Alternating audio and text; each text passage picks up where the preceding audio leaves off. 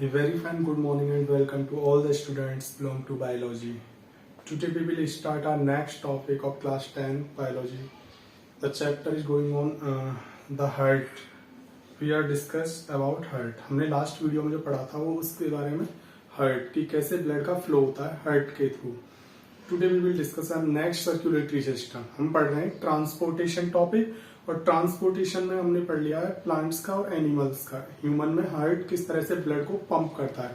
Last time हमने flow chart से heart को डिस्कस किया है. आज हमें दूसरा सर्कुलेटरी सिस्टम पढ़ना है. हार्ट के अलावा एक और सर्कुलेटरी सिस्टम होता है जिसका नाम है लिम्फेटिक सिस्टम. तो आज हमें इसको डिस्कस करना है कि what is lymphatic system.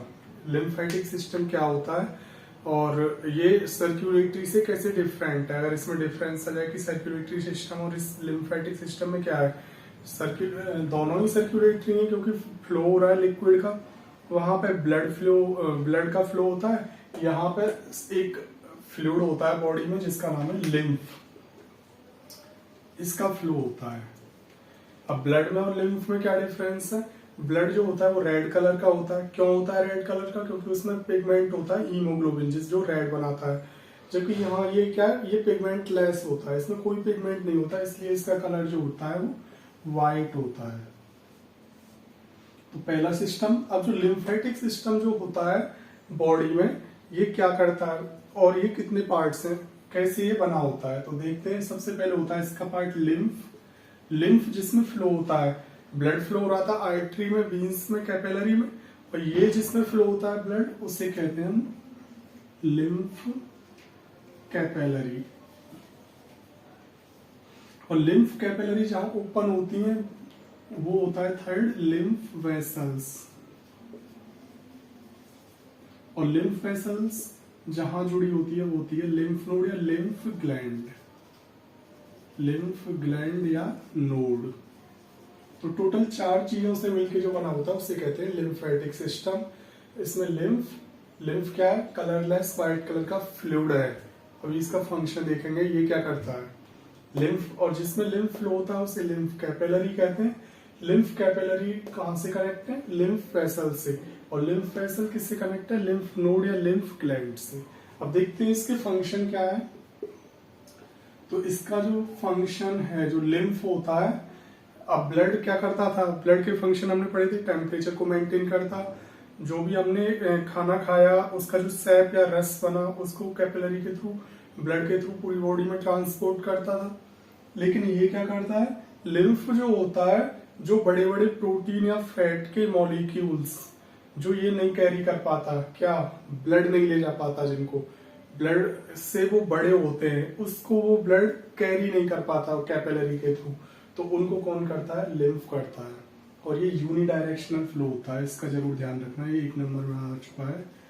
Lymph जो होता है इसका फ्लो होता है यूनिडायरेक्शनल. और ये क्या करता है, प्रोटीन, फैट या लिपिड के बड़े ग्रेन्यूल्स जो ब्लड कैरी नहीं कर पाता उनको करता है पहला वर्क. दूसरा इसका जो फंक्शन है वो ये है, ये एंटीबॉडी प्रोड्यूस करता है जिनको हम बोलते हैं, हमने फ्लो चार्ट में एक पढ़ी थी लिम्फोसाइट्स. आपको याद होगा आरबीसी डब्ल्यूबीसी का पार्ट पढ़ा था हमने एक लिम्फोसाइट्स.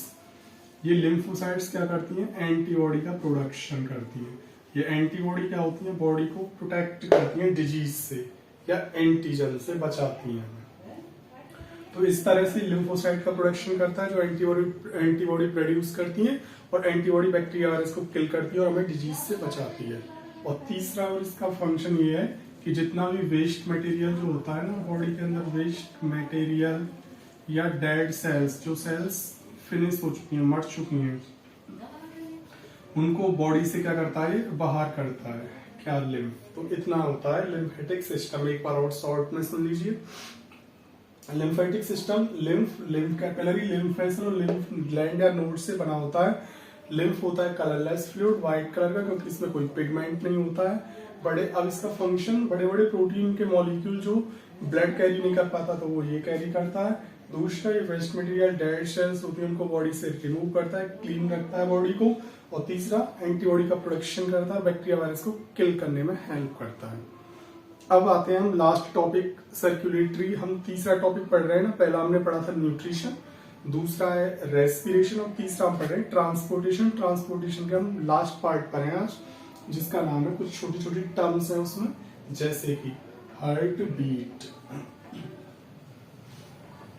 हाई बीपी, आपने सुना होगा, हाई ब्लड प्रेशर जिसको हम हाई बीपी कहते हैं, लो बीपी यानी लो ब्लड प्रेशर, इसको हम अगर साइंस में बात करें तो कहते हैं हाइपरटेंशन, और इसको कहते हैं हम हाइपोटेंशन। इसके अलावा पल्स, और इसको मेजरमेंट किससे करते हैं, बीपी को आपने एक इंस्ट्रूमेंट सबने देखा होगा, रिस्ट पे बांधते हैं उसे, और उसका क्या नाम है। तो ये इसमें छोटी छोटी 5 टर्म्स हैं और यहीं पर हमारा ये फिनिश हो जाएगा तीसरा टॉपिक।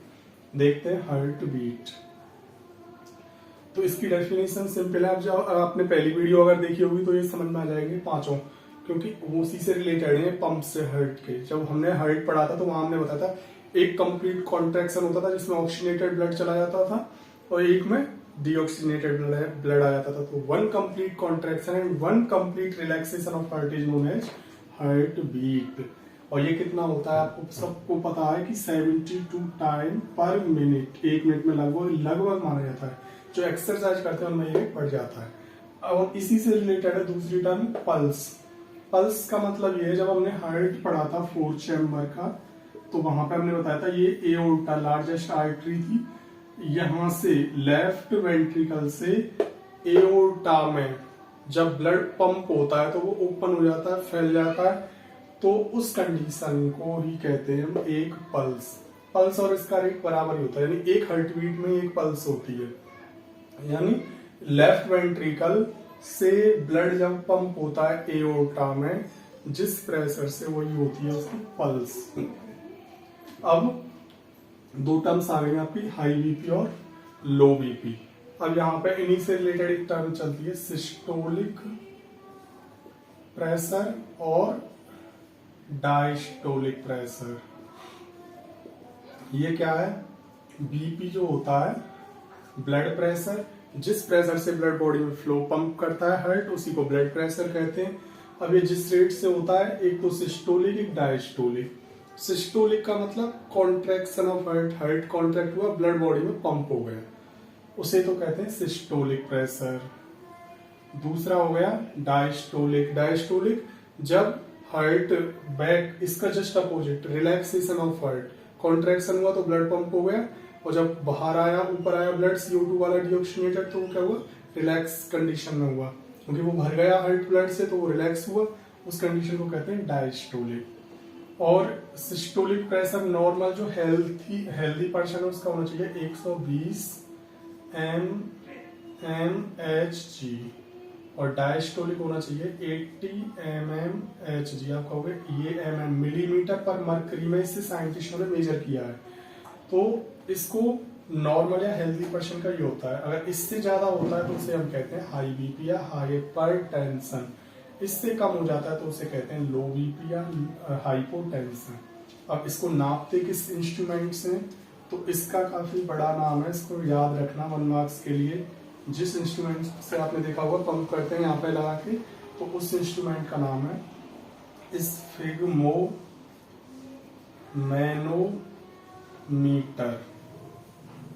इस इंस्ट्रूमेंट से हम मेजरमेंट करते हैं बीपी का। अब आपके थर्ड टॉपिक फिनिश हो गया। सबसे बड़ा चैप्टर है, अकेला ही चैप्टर 3 चैप्टर के बराबर है और सबसे ज्यादा मार्क्स कवर करता है, तो इस चैप्टर को ध्यान से समझना। अब हम पहुंचेंगे लास्ट टॉपिक, एक्सक्रीशन। अब हमारा लाइफ प्रोसेस चैप्टर का एक पार्ट और रह गया है, एक्सक्रीशन, जिसमें किडनी कैसे फिल्टर करती है, ब्लड को प्यूरिफाई करती है और वेस्ट को अलग करती है, यूरिन को, वो पढ़ना है। और उसके बाद ये चैप्टर आपका फिनिश हो जाएगा। फिर हम करेंगे नेक्स्ट चैप्टर का डिस्कस। तो हमने आज क्या पढ़ा, लिम्फेटिक सिस्टम। लिम्फेटिक सिस्टम 4 चीज, lymph, lymph node, lymph vessel, lymph gland. उसके अलावा कुछ टर्म्स हैं हमारी, जैसे heartbeat, 1 complete contraction, 1 complete relaxation. Pulse, pulse क्या है, जब लेफ्ट वेंट्रिकल से एक बार फोर्स किया जाता है ब्लड किसमें, एओर्टा में, तब उसे क्या कहते हैं, पल्स। बीपी, बीपी क्या होता है, जिस प्रेशर से ब्लड फ्लो होता है, ये दो तरह का है, हाइपरटेंशन यानी 120 से ज्यादा है तो हाइपरटेंशन, हाइपो जो 80 से कम आ गया। अब इसको मेजरमेंट करते हैं स्फिग्मोमैनोमीटर से, और ये क्या है, सिस्टोलिक और diastolic, contraction of heart is systolic pressure और diastolic relaxation of heart is known as diastolic pressure. अब हम बात करेंगे नेक्स्ट टर्न पे, तब तक के लिए थैंक यू। इसका स्क्रीनशॉट ले लेना और चैनल जिसने सब्सक्राइब नहीं किया उसे सब्सक्राइब कर लेना, मेरी वीडियो आपको मिलती रहेंगी नेक्स्ट। तो अब हम बात करेंगे नेक्स्ट टर्न पे एक्सक्रीशन की, तब तक के लिए थैंक यू।